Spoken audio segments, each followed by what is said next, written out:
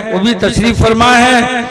मैं इन मेहमान किराम को जहमत देने से पहले मैं अपने सूबे के बहुत ही मुख्तदर और बहुत ही मोतबर आलिम दीन भी हैं और मुफ्ती उड़ीसा भी हैं, बहुत ही काबिल है, हर एतबार से काबिल है, उनकी काबिलियत मुसल्लम है। मेरी मुराद सदीक़ मोहतरम हजरत मौलाना मुफ्ती अशरफ अली साहब कासमी दामद बरकातुहू मोहतमी मुबानी जामिया कासिमुल उलूम बिशनपुर से गुजारिश करूंगा कि तशरीफ लाएं और अपने मवाइज़ हसना से हम तमाम सामईन के कुलूब को मुनव्वर।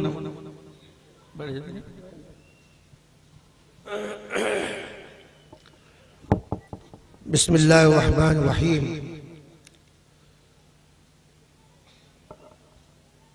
हज़रात उलमाए किराम, मुअज़्ज़ज़ सामईन इज़ाम, बहुत ही मशकूर हूँ कि हाफ़िज़ सलमान साहब की मुखलिसाना दावत पर अपनी हाज़िरी को बाइसे सआदत समझता हूँ और साथ ही साथ मेहमानाने किराम की मुलाकात से भी महजूज होने का एक मौका मिला है।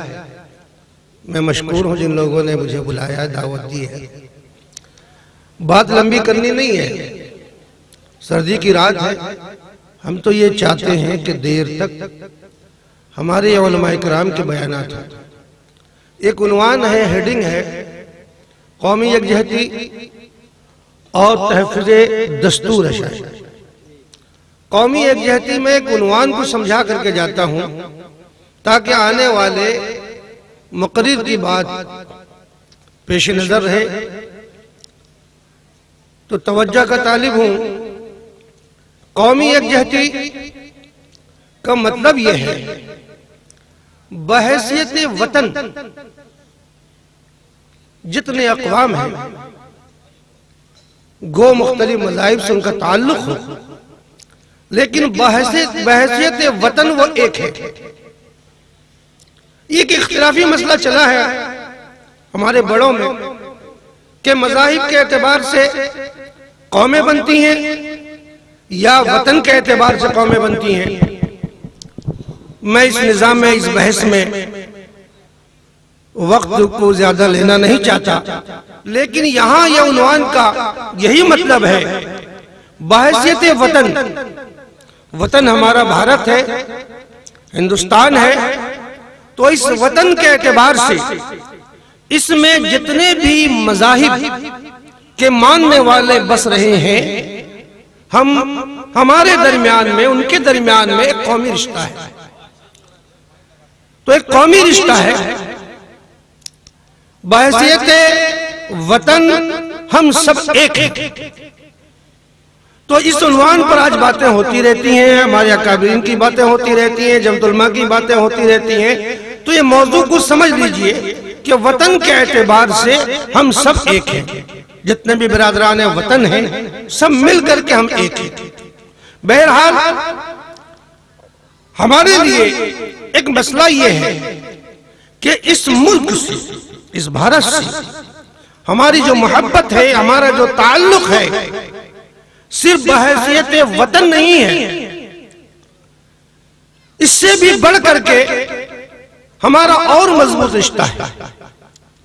चूंकि एक रिवायत मिलती है, हज़रत अली रज़ी अल्लाह तआला अन्हु उसके रावी हैं कि गैर मुनक़सिम हिंदुस्तान, जो श्रीलंका और अफगानिस्तान, पाकिस्तान, बांग्लादेश, ये मिल करके ये गैर मुनक़सिम हिंदुस्तान जब था, तो रिवायत ये बताती है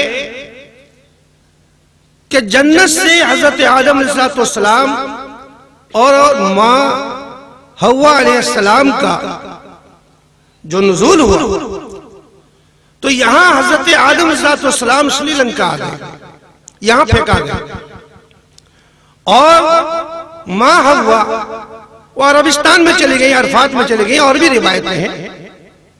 तो मेरा यह कहना है, हजरत आदम अलैहिस्सलाम नबियों में सबसे अव्वल नबी हैं, नबूवत सबसे पहले मिली है।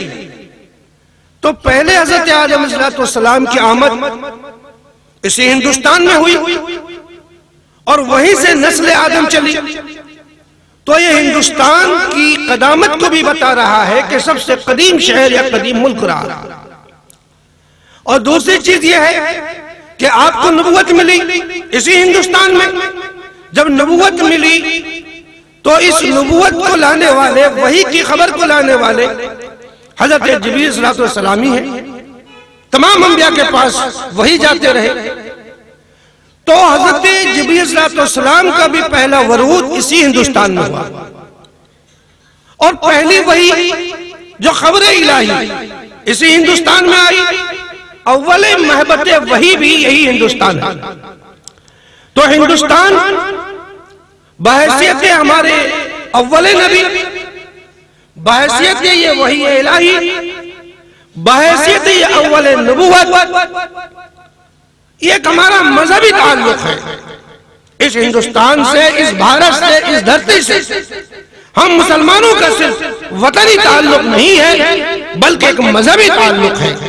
इसलिए हम कभी इस वतन के गद्दार नहीं, वफादारी नहीं है। हर वक्त वफादारी का हमने सबूत दिया।